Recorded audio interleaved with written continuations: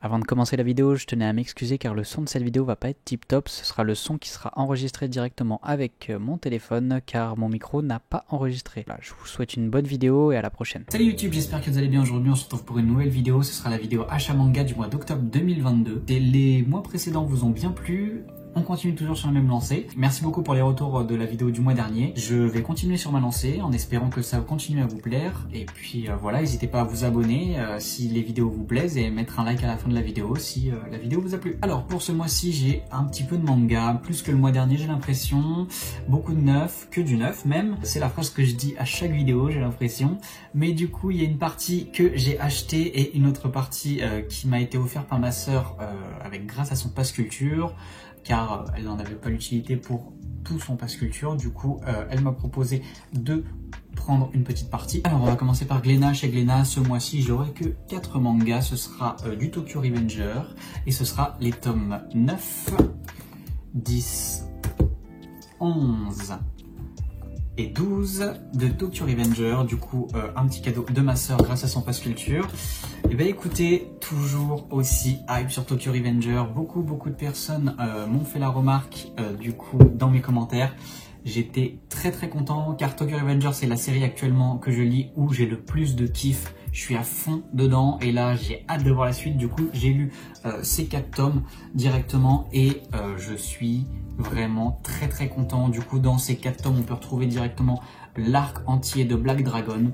Franchement j'ai été impressionné, j'ai kiffé. Comme les précédents, les scènes de combat sont magnifiques, l'intrigue aussi est juste tip top. Voilà quoi, j'aurais rien d'autre à rajouter. Franchement, n'hésitez pas à les regarder, l'anime si vous préférez les animes et à le lire si vous préférez lire. Franchement, je vous conseille Tokyo Revenger, c'est un banger et hâte de voir la suite parce que là, c'est vrai que je commence à me rapprocher un petit peu de l'apparition actuelle. J'ai encore un petit peu de tomes, mais ça se lit tellement vite et c'est tellement prenant que oh là là, je suis à fond et j'ai très hâte. Eh ben écoutez, non, on va rester chez Glénat. En fait, je me suis trompé, j'ai oublié qu'il y avait encore quelques petites choses. Pour continuer, du coup, toujours chez Glénat, on a 2 tomes, les tomes 5 et 6 de Berserk. Voilà la suite directe de l'histoire où j'en suis. Alors actuellement, je les ai toujours pas lus, je pourrais pas vous en parler plus que ça. Je sais que beaucoup sont déçus. Écoutez, j'ai beaucoup de choses à lire et là j'en ai lu beaucoup ce mois-ci, j'ai rattrapé ma pile à lire. Même s'il me reste encore pas mal de choses, j'avance, petit à petit j'avance. Mais écoutez, voilà, hâte de voir la suite pour Berserk. Franchement, j'étais très content des 4 premiers tomes. Je vois pas pourquoi la suite ne me plairait pas. On va continuer toujours avec des mangas qui m'ont été offerts par ma sœur. Du coup, il y a pu avoir les 4 tomes que je vous ai montrés de Tokyo Revenger et les 2 tomes de Berserk, mais on a aussi les tomes 7 et 8 de Jujutsu Kaisen. Et bah écoutez, toujours dans la veine de Jujutsu, très content de l'histoire. Alors pour le tome 7, on continue directement pendant le tournoi des exorcistes et il y a des petits fléaux qui s'y incrustent et du coup voilà, toute notre histoire se base un petit peu sur ça, les combats etc. Et la fin du tournoi qui est assez original et que j'ai kiffé. Et pour continuer le tome 8, je vais pas vous en parler plus que ça parce que du coup vous avez pu le voir, j'ai un petit marque-page, je suis en train de le lire actuellement. Mais bon, toujours un grand banger à voir pour la suite. Écoutez, je vous en parlerai peut-être un petit peu plus du tome 8, mais pour l'instant, je ne vais pas me prononcer. Alors, du coup, pour continuer toujours chez Kiyun, j'ai un gros mastodonte, pardon, pour ce mois-ci. Alors, je sais pas si je vous l'avais dit, mais My Hero Academia, je suis qu'au tout début, parce que j'ai énormément de choses à lire, et je suis assez loin, vu le nombre de tomes. C'est vrai que c'est très compliqué de rattraper. Mais pour ce mois-ci, j'ai acheté le tome 34 collector de My Hero Academia. Vous pouvez voir qu'il est toujours sous-scellé, bien sûr. Mais voilà, ça fait toujours plaisir d'avoir un collector. Je suis très fan de collector. Du coup, je me suis décidé à le prendre. Et puis, à un moment donné, je vais bien le lire, le tome 34. Ne serait-ce que pour la jaquette alternative, qui est magnifique. Je me suis dit, allez, je saute le pas, je prends le tome collector. qui est très joli et qui va très bien dans la mangatech. C'est tout ce que je pourrais juger pour ce mois. Ça va passer chez Kurokawa. Chez Kurokawa, très peu de choses ce mois-ci, comme le mois dernier je crois. 2 tomes qui seront la série que vous pourrez retrouver encore pendant 2 mois. Après c'est fini. Je suis très triste parce que moi j'apprécie beaucoup cette série malgré le fait qu'elle fasse débat. C'est les tomes 12 et 13 de Satan 666. Moi j'ai bien aimé Satan 666. N'hésitez pas à vous faire votre propre avis, à me donner des avis dans les commentaires pour ceux qui l'ont déjà lu. Moi j'apprécie, j'accroche, il me reste encore quelques tomes, il en reste 6 que je dise pas de bêtises. Et après on est à la fin de l'histoire, je me dis qu'on se rapproche de la fin, donc autant, vu que j'ai bien avancé dans l'histoire, autant continuer. D'ailleurs, par rapport à ça, le mois dernier, je tenais à m'excuser parce que le mois dernier, j'ai un petit peu gueulé sur Kurokawa parce qu'il ne m'avait pas répondu sur le manga dont je vous avais parlé, qui était le tome 9 de Satan 666. À ma grande surprise, Kurokawa ne m'a pas répondu, certes à mon mail, mais un jour en revenant des cours, et ben écoutez, très content, mes parents m'annoncent que j'ai un colis qui a mon nom. Je me suis dit, ah, trop bien, les jaquettes de Crunchyroll. Je vous en parlerai peut-être un petit peu plus tard, mais j'ai commandé les jaquettes de Crunchyroll pour le passage. On va en parler un petit peu plus par la suite. Mais voilà. Et au final, ce n'étaient pas les jaquettes de Crunchyroll, mais je vois écrit en gros Kurokawa. Et ça a la forme un petit peu d'un livre. Je le déballe. Et là, je vois le tome 9 de Satan 666. Je tenais extrêmement à les remercier. Et voilà, très content. Merci beaucoup Kurokawa si vous voyez cette vidéo. Je sais pas, je sais pas si vous pourrez voir cette vidéo, mais voilà, je tenais à vous remercier, c'est super gentil de votre part. On va continuer avec ce qui a fait beaucoup défaut sur les réseaux sociaux, ce qui a beaucoup parlé sur les réseaux sociaux, et je le comprends maintenant. Je vous ai parlé précédemment du fait que Crunchyroll devenait l'éditeur officiel remplaçant Kazé, et que j'avais commandé les jaquettes pour remplacer mes jaquettes directement de ma collection en jaquette Crunchyroll. Je sais, les jaquettes Crunchyroll ne sont pas belles, mais je me suis dit que j'allais les commander pour vous faire des vidéos une fois que je les aurai toutes reçues, pour qu'on puisse voir un petit peu la différence entre les jaquettes Crunchyroll et les jaquettes Kazé. N'hésitez pas à me dire si ça vous intéresse. Dans tous les cas, elles sont en commande, dans tous les cas, je vais les recevoir. Mais voilà, vous avez très bien compris de quoi on allait parler. Depuis le début de ce mois-ci, du mois d'octobre plutôt, Kazé est devenu Crunchyroll en tant qu'éditeur, donc changement de jaquette, et du coup on va parler de Crunchyroll. On va commencer par une nouvelle série, donc ce qui n'est pas très embêtant, mais voilà les tomes 1 et 2 de Dandadan. Et bah écoutez, Dandadan, qu'est-ce que j'en pense? Et ben j'ai bien apprécié. Pour vous faire un petit peu le pitch, c'est du coup l'histoire de 2 étudiants, donc on retrouve 2 personnages principaux directement dans ce manga. On a un des personnages qui est une jeune fille qui croit énormément aux esprits, et le deuxième personnage du coup qui est le jeune homme qui est juste ici, qui croit lui aux extraterrestres. Mais l'un et l'autre ne croient pas à la croyance de l'autre. Ça va loin, c'est sûr, mais tenez-vous accrochés pour vérifier si l'un et l'autre ont raison ou tort. Ils vont s'échanger les rôles.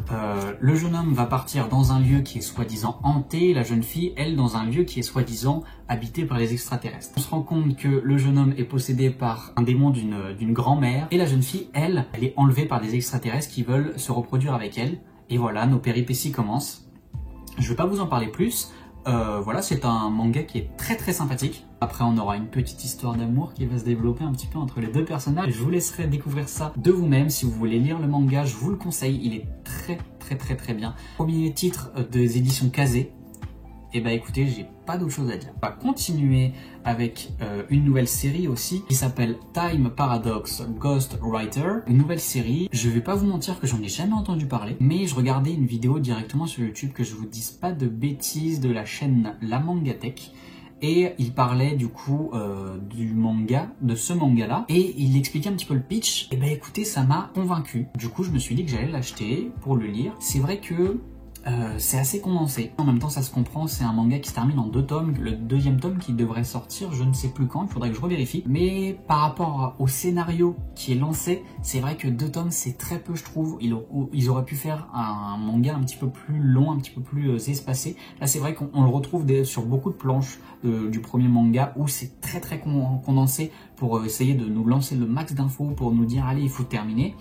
Mais voilà, alors pour vous faire le pitch un petit peu de ce manga, c'est l'histoire d'un jeune mangaka qui a gagné un prix et du coup il était dans la lignée un petit peu des mangaka, du coup qui était de gagner un concours, puis après de faire un one shot et après commencer une série. Depuis des années et des années, il donne des storyboards directement pour paraître dans le Shonen Jump et au final tous ces storyboards ne sont pas gardés. Bon bah il perd espoir, il est dépité, il rentre chez lui, il y a des orages mais comme pas possible, il s'effondre par terre. L'orage touche directement son appartement, il y a son frigo et son micro-ondes qui fusionnent et qui se transforment en machine à voyager dans le temps. Et en fait, ce fameux micro-ondes livre le Shonen Jump, mais de 30 ans en avance, du coup en 2030, car l'histoire se passe en 2020, avec une histoire qui est mais juste aux petits oignons, qui est top et qui plaît énormément. Et du coup, il va décider de copier mot pour mot le manga. Enfin voilà, il va se passer beaucoup de choses. Je vous conseille de le lire, franchement c'est plutôt sympa. On va continuer toujours chez Crunchyroll, on se rapproche de la fin, on a encore quelques petites pépites, mais on se rapproche de la fin. Dernier tome chez Crunchyroll, Mashle tome 11, chez Crunchyroll. Bon, bah voilà, c'est dégueulasse. C'est dégueulasse. Je peux pas vous dire autrement, dans ma mangatech, à côté des 10 premiers tomes, c'est dégueulasse. On respecte pas du tout ce que Kazé avait commencé à faire avec une espèce de grimoire. L'avant et l'arrière n'a pas bougé, certes, mais la couverture, enfin le dos du manga a changé et ça fait dégueulasse. Je vous le dis directement, je déteste. Beaucoup de personnes comme moi ne sont pas contents. Je pense qu'il faut continuer à gueuler. Les internautes ont gueulé et du coup Crunchyroll s'est dit ok, bon bah pour Kaiju, on va faire complètement comme actuellement sur l'édition Kazé, on va continuer l'illustration, même sur la couverture. Voilà, on était très contents, on s'est dit est-ce que Mashle, ils vont essayer de faire un truc pareil? Pas du tout, c'est vraiment noir, c'est dégueulasse, voilà, on a du blanc quand même hein, pour ce manga là, mais si on met un dan à côté, bon bah voilà, c'est du noir, il y a juste le logo qui change, etc. En plus, ce qui est complètement un petit peu bête, c'est que le logo sur l'ancienne édition il est dans l'autre sens. Donc bon, moi je trouve que ça n'a aucun sens, c'est un petit peu con. Hâte de voir quand même les jaquettes, savoir si ça peut quand même rendre bien avec toutes les jaquettes Crunchyroll. J'ai peur, j'ai très peur, mais voilà, écoutez, je tenais à vous dire que je fais partie, comme beaucoup j'imagine, de ces personnes qui gueulent et qui vont continuer de gueuler. Crunchyroll, vous faites du grand n'importe quoi. On aime bien les mangas que vous éditez, certes parce que vous reprenez Kazé, mais au niveau des jaquettes, c'est pas top les gars. Dans une mangatech, pour beaucoup de collectionneurs comme moi personnellement, et comme beaucoup sur YouTube, quand on voit des grosses mangatech comme celle de la chaîne La Mangatech ou celle de 1 viewer, voilà, on se dit, pour eux ça doit les faire encore plus chier. Moi je sais que ma mangatech commence à prendre de la forme, ça me fait chier, voilà. C'est tout ce que j'aurais à dire. On va détendre un petit peu l'atmosphère, on reprend nos esprits, on va continuer avec Pika Édition, c'est une grosse chose là. Qu'est-ce qui a pu sortir chez Pika récemment?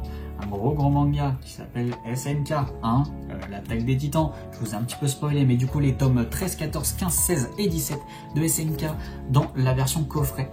Alors vous allez me dire pourquoi tu as acheté ça? Eh bien écoutez, dans ma mangatech, j'ai que les 4 premiers tomes qui sont en version classique et après je me suis dit, bah on va continuer d'acheter les mangas, mais on va les acheter dans la version coffret pour avoir une belle fresque. Mais écoutez, je suis très content d'avoir fait ce choix. D'ailleurs, je pense que je vais craquer pour les tomes 1, enfin pour le coffret avec les 4 premiers tomes et je revendrai mes 4 autres tomes. D'ailleurs, je pense que je les mettrai sur Vinted et après je vous en parlerai un petit peu plus tard. Je vous mettrai le Vinted dans la description. Voilà, si ça vous intéresse. Et voilà, bah écoutez, suite de l'histoire de SNK, je les ai pas encore lus, vous pouvez voir quand c'est encore sous blister, hein, bien sûr. Je l'ai acheté très récemment. Mais voilà, hâte de lire la suite. Donc moi SNK je suis à jour, j'ai même terminé le manga parce que j'ai regardé tout l'anime du coup jusqu'à la saison 4 partie 2 et j'étais très déçu comme beaucoup de personnes de voir que il y allait avoir une partie 3. Du coup je ne pouvais pas attendre, j'ai lu les 2 derniers tomes qui sont la suite directe et du coup la fin de SNK. Je suis très content, je ne spoilerai pas bien sûr parce qu'encore beaucoup de personnes ne sont pas à ce point là et attendent l'animé. Donc voilà, en tout cas pour ce coffret du coup on est sur la saison 3 partie 1.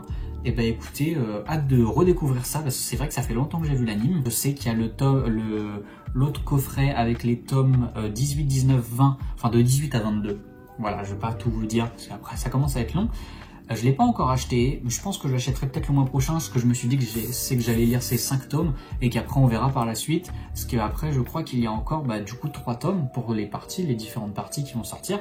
Kana, Kana, écoutez, on a 2 grosses éditions, on n'a pas de petite édition, c'est vrai, c'est pour ce mois-ci, mais du coup on va commencer avec le tome 4 de l'édition Hokage de Naruto.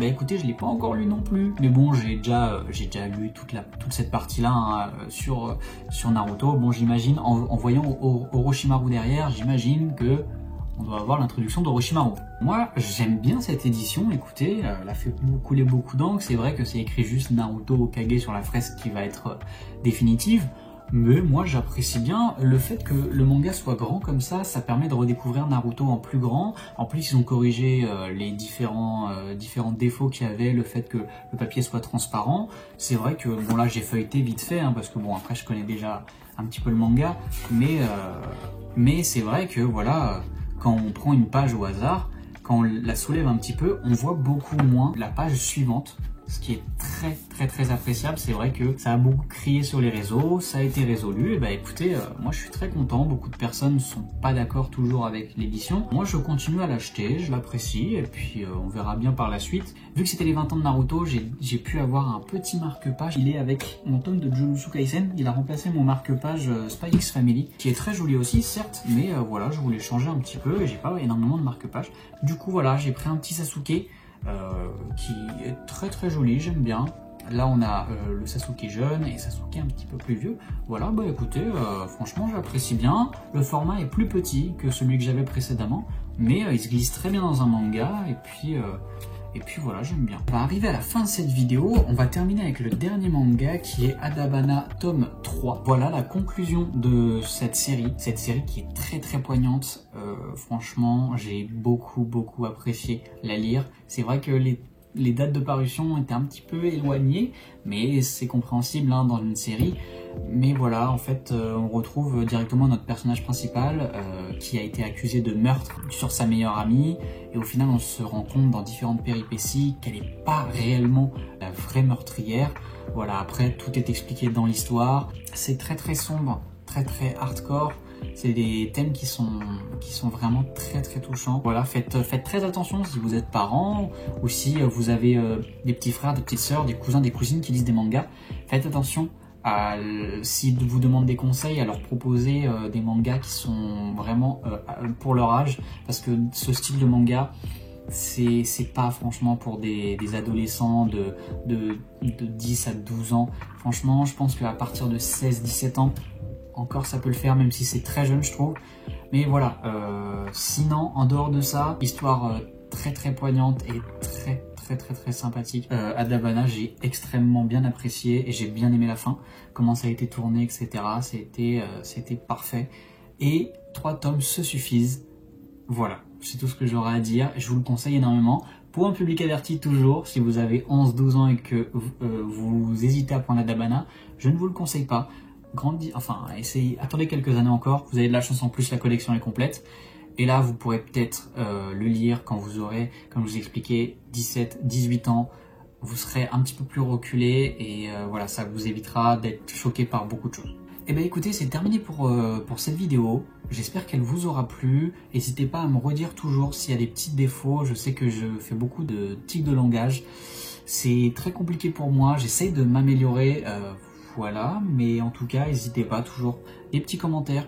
Me dire s'il y a des choses qui pourraient être plus intéressantes dans les vidéos. Je vous souhaite une bonne fin de journée, je vous dis à bientôt. N'hésitez pas à vous abonner ou à liker la vidéo si ça vous a plu, et activer la cloche pour voir les prochaines vidéos. Je vous remercie encore pour les commentaires, n'hésitez pas toujours à m'en remettre. Voilà, je vous souhaite une bonne fin de journée. Salut tout le monde.